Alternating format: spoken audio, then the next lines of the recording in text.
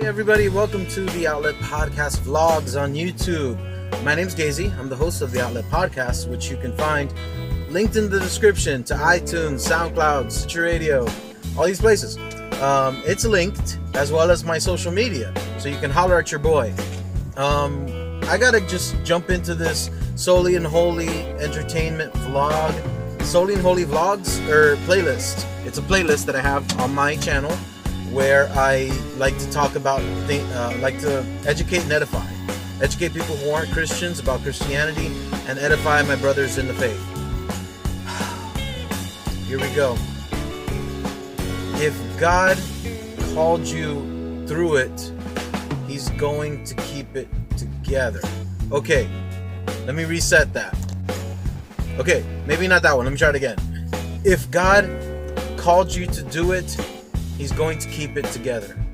Now, what am I talking about? Well, I was going through a hard time. I'm going through it at my job, at my workplace, and I am trying to transition away from this industry, but in the meantime, I need to maintain it, and it's been very difficult. It's never mind. Bare naked ladies.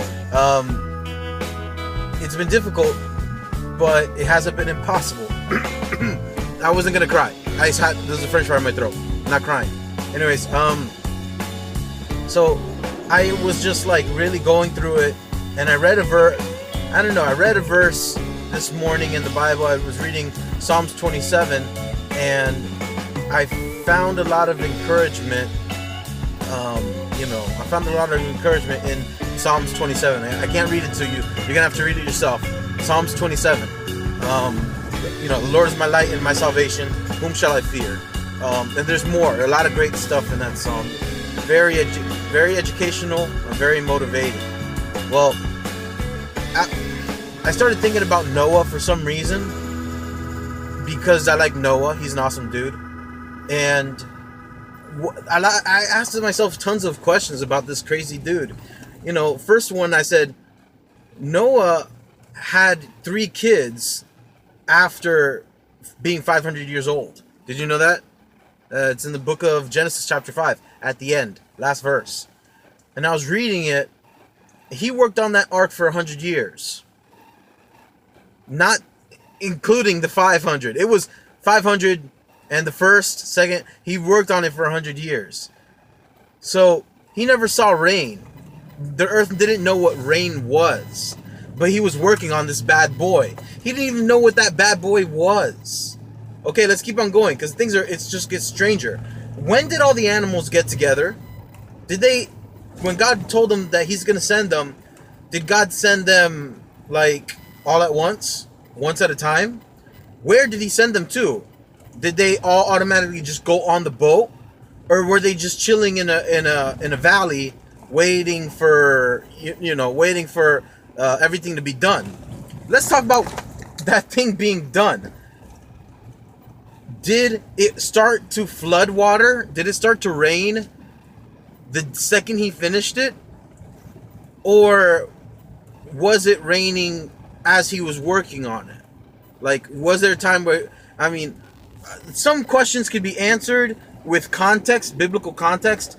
I can't give you that biblical context yet. Well, number one, I can't do it because I'm driving. And number two, read yourself. Read yourself.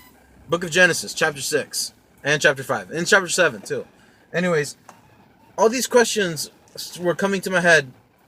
And what I was learning about it was that some parts of the ark were constructed and had taken, they took a lot earlier than other parts. For example, there were parts that were done, let's say in year 1, that stood the test of time 99 years and a lot of days, like 99 years and 362 days.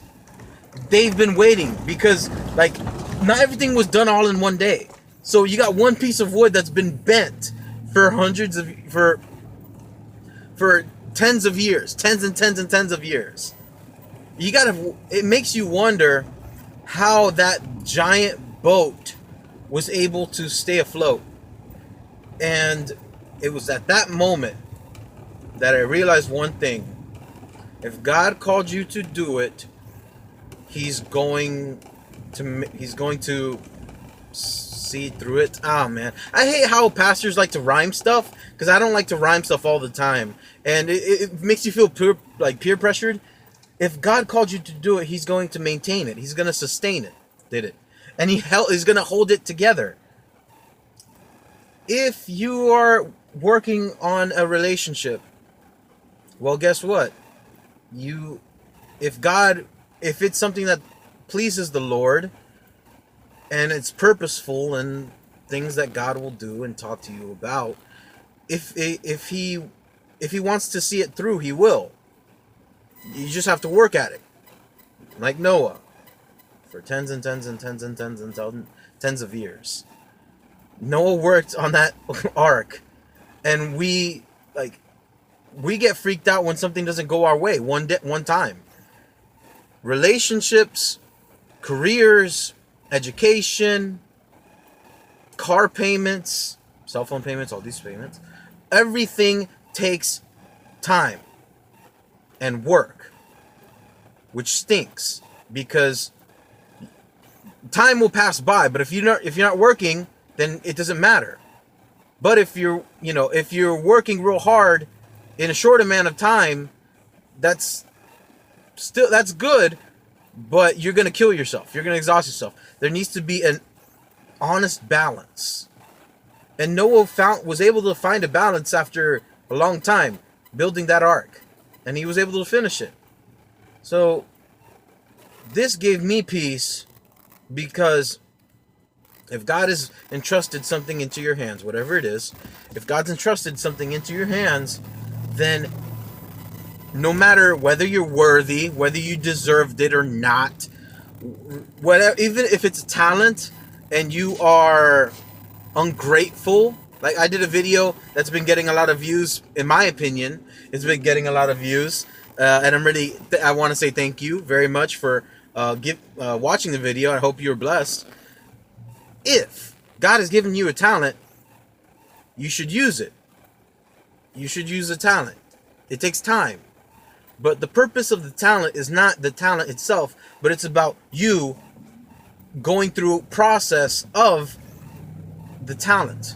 Okay, Slash, amazing guitarist, right? Yeah, awesome, great, congratulations, great, great. But he had to work at it. And Slash is not Slash because who he is now. He became Slash through the process of learning how to play. He's even testified it of himself that the riff for Sweet Child of Mine, the beginning riff, it was a joke. It was a joke. It was a goof, bro. But it's something that had come from what? His process, his learning. That's how you become something. You become something not at the end of it or at the beginning of it. You become something in the middle of it. So if you're in 8th grade, you're still a student. You're still a student. But you're going to be to be a good student, that's now. That's now, in this moment, in this time frame. Now, that's what it is. When you graduating is okay. Graduate is what you've done. What culminated. But right now you're a student. So you student up, bro.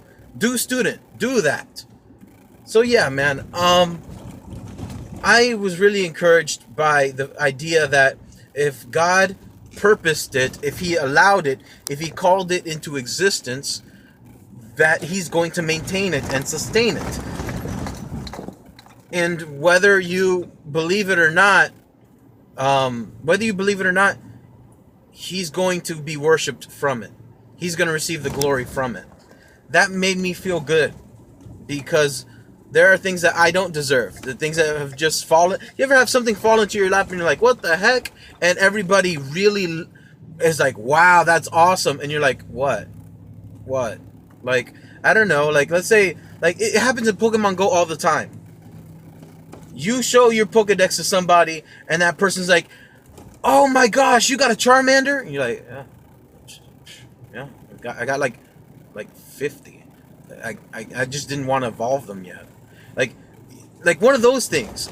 It falls up. It happens to you, and it happens to you for a reason. I'm not saying Pokemon Go is providential here, but for all intents and purposes, that's the idea. It fell into your Pokedex. All you had to do was spin the ball, could throw some raspberries at it, and there you go. So be confident in this, that if God provided it to you, He's going to see it through you. I rhymed it again. But if He gave it to you, then that's what He's going to do. He's going to make it flourish in your life. It doesn't matter if you're a bad person. You think that matters to God? That you curse and that you steal, that you watch pornography, that you lie, that you drink, that you smoke weed? Look, whether you like to excuse yourself or not, whether you have bad vices or not, let me tell you something. God's presence will make you change. And it's not a forcible thing. It's an inevitable thing. Let me explain. Noah had 3 kids at the age of 500 years old. Why were people living at 500 years old? Well, this is what's interesting. In chapter 6 of Genesis, it says that my spirit shall not dwell with mankind all the time, and they will be limited at 120 years old. That's what they said. That's what it says before the flood. That's what He said before the flood. When God walked on earth with mankind, with Adam and Eve, when God walked with man, His presence is so powerful that regardless of your political opinions, which changes like toilet paper, regardless of the things that you say you believe, regardless of these little foolish things, God will change you. His presence will cause you to be enlightened in ways you will never imagine. That's God. If God's presence couldn't do that, He wouldn't be God.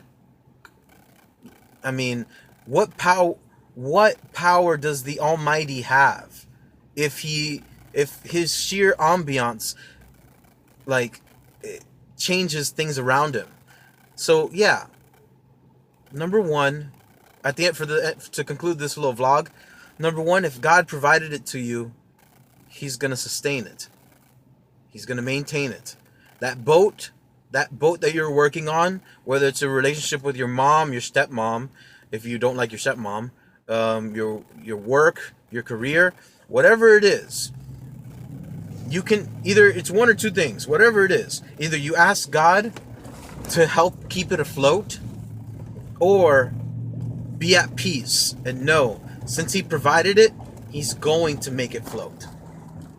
And Jesus is in the floating business. That bad boy, he walks on water. I call Jesus a bad boy. Well, Jesus is my homeboy. So anyways, I hope you're blessed. I hope you're edified. Those words really helped me today, and I wanted to share it. So my name's Gazy. I'm the host of the Outlet Podcast. Connect, recharge, and thank you, Faithful 39.